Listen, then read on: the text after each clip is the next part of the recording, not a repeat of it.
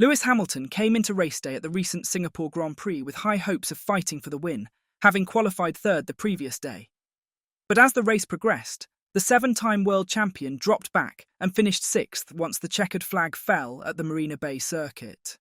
So who's to blame for this horrid race? Well, that is the question we're going to answer in today's video, so stay tuned. Lewis Hamilton didn't hold back after the Singapore Grand Prix, expressing his frustration with Mercedes' decision to start him on soft tyres. While rival teams opted for medium compound Pirellis, the seven-time world champion began the race in third place, but ended up finishing sixth. Another potential podium finish slipped through Mercedes' fingers at Marina Bay, all due to the unique strategy of fitting Hamilton's W15 with soft tyres. Hamilton, the only top 10 driver to take this approach, found himself baffled by the team's decision to split strategies.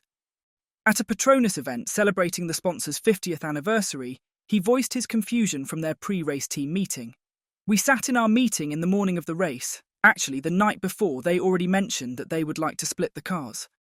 And for me, I was a bit perplexed by it. Because in the past, when we've ever been in that position, normally if George has qualified well, like he normally does, and I'm out of the top 10 or something, then we'll split the strategies. But when we were so close, it didn't make sense to me. So I battled as hard as I could to fight to go on the medium tyre, but the team continued to suggest that I started on the soft. And then when they took the tyre blankets off, everyone was on mediums." Despite starting in third, Hamilton found himself slipping to sixth by the end of the race, trailing behind his teammate George Russell, who started fourth and secured a solid fourth place. Hamilton, clearly frustrated with the team's tactics, couldn't help but express his disappointment with the strategy that cost him precious positions. At 39, Hamilton's experience speaks volumes in moments like these. His voice carried the weight of years of racing insight and the hunger for podium finishes. He remarked, "I was so angry, so already from that moment I'm frustrated. And then I tried my best to keep up with the guys ahead. They were too fast. And then I just tried to make that tyre last as long as could, and I had to stop on lap 17. I knew from that moment then the race was done for me because the hard tyre was going to be a struggle in that heat. And we'd been struggling with the balance of the car all weekend, so we were changing so many different things. We got a good qualifying, but unfortunately, the race was too much of a struggle for us." Hamilton also pointed out that the team's dip in performance since the summer break may be due to the recent upgrades they've put on their car. In his words, "I think there's lots of question marks on a lot of it," Hamilton said. "I think we're just trying to understand it. It could be a number of things. It could be track dependent. It could be the upgrade. My gut is telling me that it's probably the upgrade. It's hard to see the difference between the two."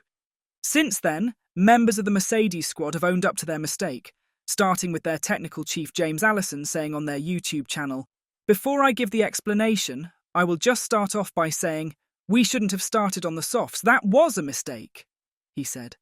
"If we could turn back time, we would do what those around us did and select the mediums.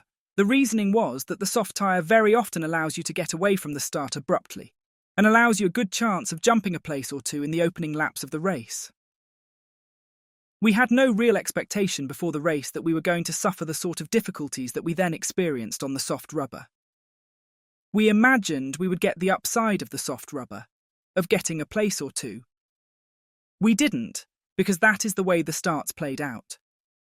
We hoped that the downside of the soft, being a bit more fragile, wouldn't play out particularly badly, because on the whole, if you look back over the years in Singapore, on the whole, the pace starts very, very easy at Singapore, and the drivers then build up the pace over many, many laps, leaving a soft tyre perfectly okay to run relatively deep into the pit window.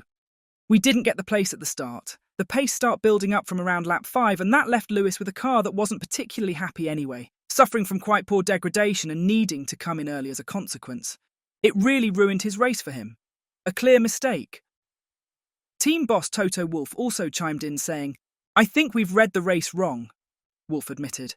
"We took a decision based on historic Singapore races where it is basically a procession, Monaco-like, and that the soft tyre would give him an opportunity at the start. That was pretty much the only overtaking opportunity. That was the wrong decision that we all took together, jointly. It felt like a good offset, but with the rear tyre deg that we had, it was just one way, and that was backwards. So there was a logic behind it, but obviously it was contrary to what we should have decided. but it doesn't hide away from the fact that the car is too slow. Maybe the opposition are ahead or behind, but that doesn't change anything. Hamilton's 2018 Marina Bay lap was legendary. Taking pole position with that incredible drive marked a standout moment in his career. Fast forward to this year, and his Q3 effort still showed his brilliance, placing him just ahead of Russell in P3. David Coulthard picked up on the significance of these performances. Despite Hamilton's hints at conspiracy theories regarding his qualifying sessions, Coulthard never bought into them. With Hamilton eyeing Ferrari for his next chapter, every lap is charged with extra emotion and anticipation. Speaking on Channel 4 after qualifying, Coulthard said, "They Mercedes were all at sea, even in free practice this morning, and you could see the actual relief and the pleasure when Hamilton was doing the top 3 interviews, just how much that's actually meant to him. Because he's been scratching his head on Saturdays for the last several races. He's been kind of questioning and leaving it out there as to is something being sabotaged within the team. I don't believe that for a moment. But he was able to pull it together." As F1 heads into a 4-week break before the final 2 triple headers of the 2024 season, teams are gearing up for the final push. Mercedes had a strong showing before the summer break, bagging 3 wins in 4 races. But post-break, they've only seen the podium once, thanks to George Russell's P3 in Azerbaijan. Now, with no factory shutdowns on the horizon, Mercedes is planning to bring their final season upgrades to the circuit of the Americas. When asked about how they will spend this gap, Technical Director Allison shared insights during the post-Singapore debrief.